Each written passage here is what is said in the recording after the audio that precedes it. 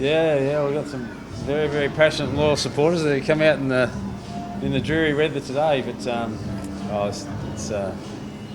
we've given what our community's been through in the last 18 months. It's great to get some of our fans around to training, and hopefully many of them can get to the game tomorrow night for Shaun's 400th. That's another celebration in itself.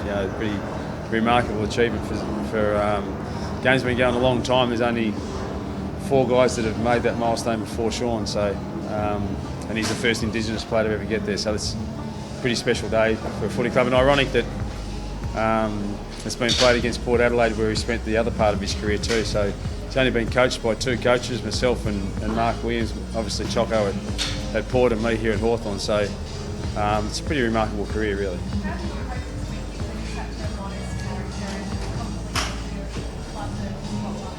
Yeah, well, that's always the management thing too, because he's obviously got a game of footy he needs to prepare for, and so to be fair, Amy's his wife has taken a fair amount of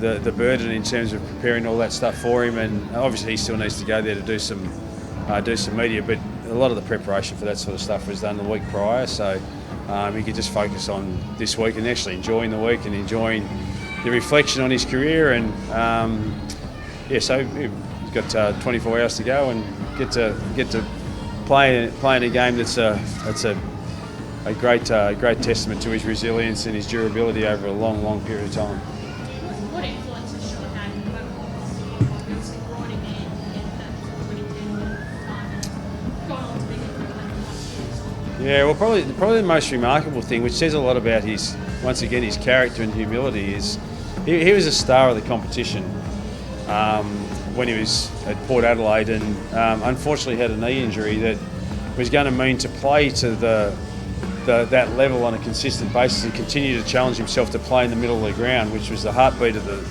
the ground and where he wanted to play his best footy. If he's going to continue to do that, he would have been finished in 2 or 3 years. So he had to adjust his whole mindset, his preparation, everything about anything that he did with the game, he had to change. And to his credit, he was able to suppress his ego and just say, well, I just need to play a role. I'll let the accolades and that sort of stuff go to some of the others in the team, and I'll just play wherever the coach and the club needs me to play. And so that had him playing every position on the ground except ruck.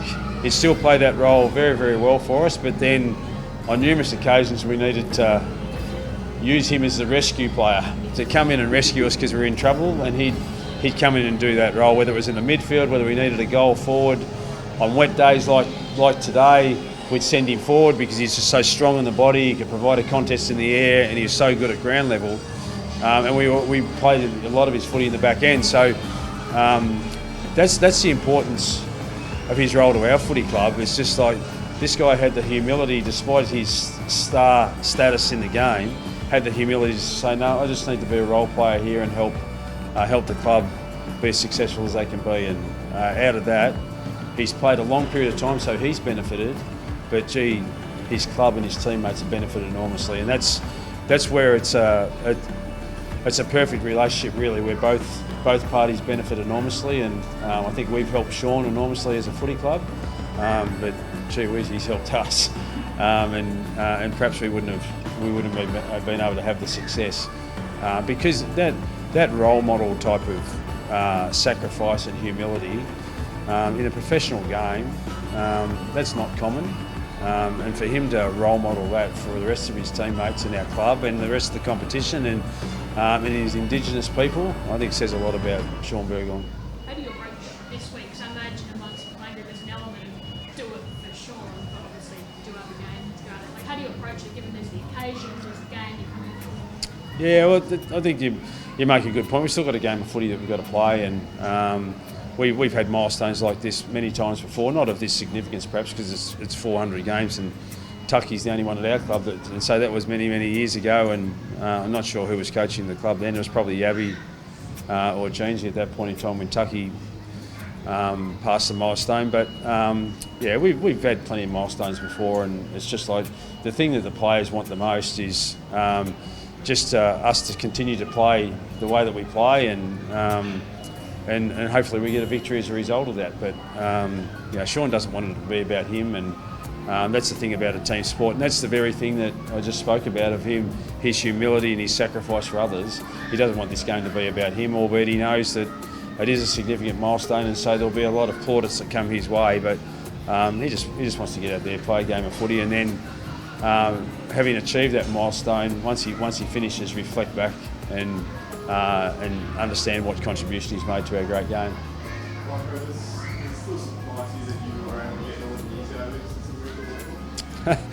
Yeah, well, I remember having a conversation with him, given the circumstances with his knee, that we needed to make this a 3-year. But what came with that was actually challenging Shaun. Andrew Russell and myself knew Shaun very well, and it wasn't that he wasn't professional at all. He was a professional, but he needed to get his head around the fact that he needed to change. We're no longer going to play him in the midfield every week.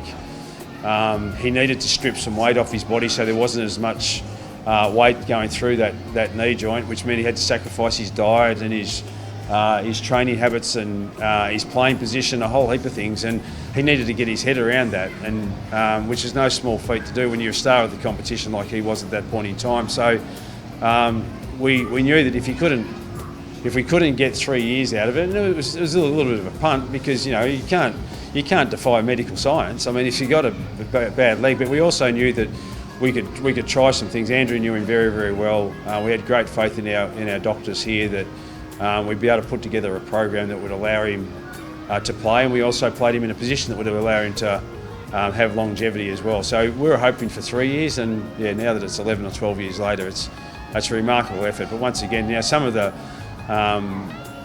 acknowledgement needs to go to Shaun, because he's the one that had to make the most significant sacrifices to do that. But some of the plaudits should also go to our medical staff and Andrew Russell, who helped him enormously, and our coaching staff at the time, who were able to play him in positions where he got great value and reward for playing, but still made a great contribution to the success of the team.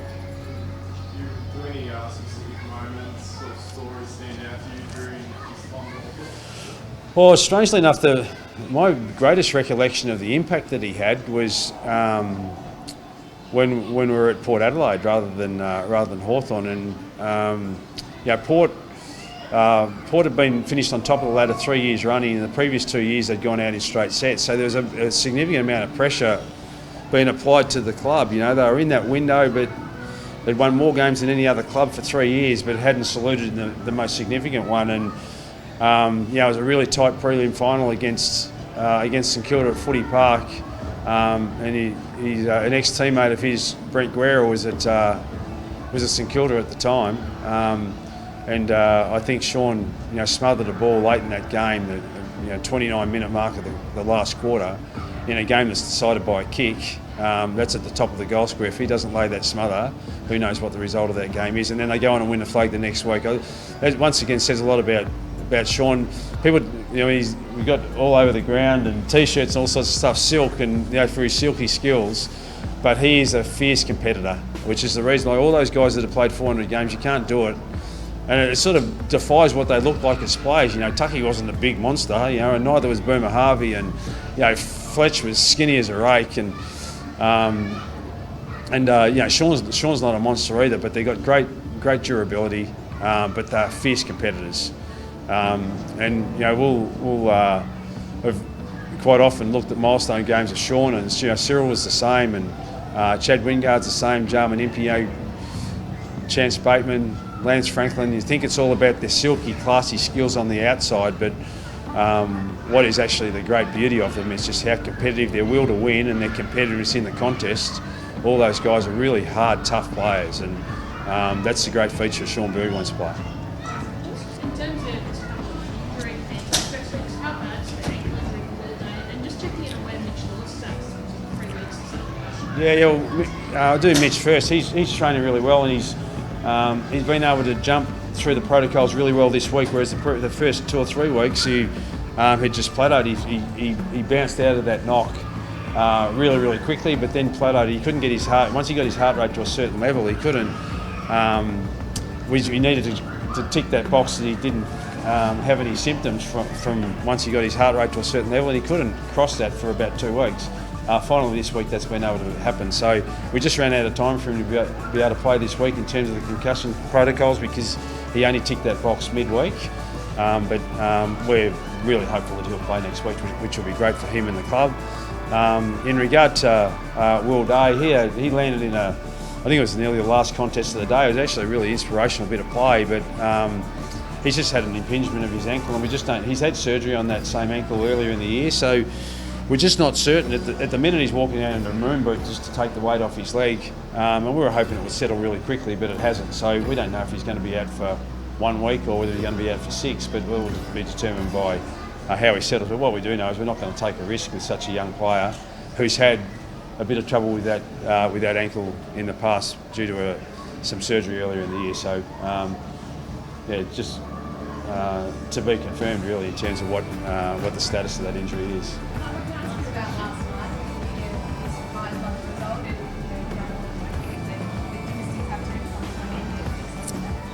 Well, nothing surprised me in this game.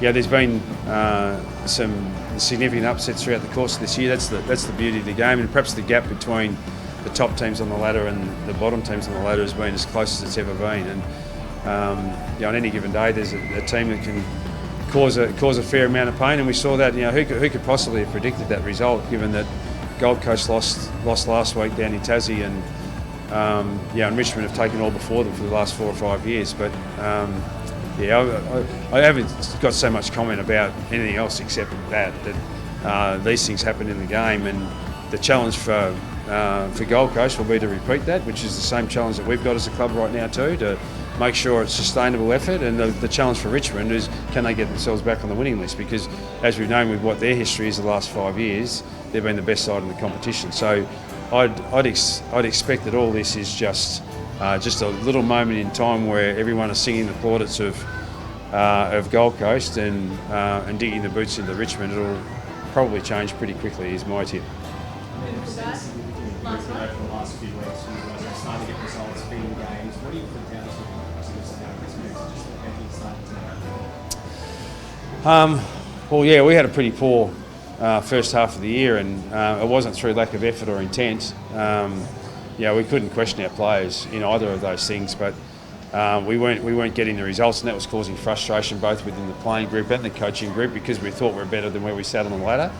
And I think our results have perhaps reflected that in the last 2 or 3 weeks, where we got a chance to sit back and look at some of the things that perhaps weren't working as well for us. And some of that has been personnel, some of it's been to do with some tweaks to do with our structure and our method. But by and large, the combination of all of those things has meant that we've had improved performance. But we're 3 weeks into an 11 game block of games that we want to try and do better than what we did in the first half of the year. Our first half of the year was that poor. That's probably that we're disqualified from the opportunity to play finals this year, but what we do in the second half of the year sets us up enormously for getting ourselves back up the ladder next year and beyond. So there's a lot at stake for us. It seems a silly thing to say given that we can't make finals this year, but there's a lot at stake for us in terms of what we can get out of this year. We've debuted 8 players this season, which is the most of any club in the competition, and all that. 3 of those have been first gamers in the last 3 weeks. Unfortunately, we haven't got a fourth this week, but if we did, had one ready to go, he'd have played 2, because we just want to invest in the future of our footy club. And if we can do that at the same time as winning games of football and show them that a winning culture is the way to go forward, then that's a good thing. And that's what we've been able to do in the last 2 or 3 weeks. But we've got another significant challenge against Port this week, who, to be fair, the last 3 games we've played have been teams around sort of the middle part of the ladder, either just in the 8 or just outside the 8.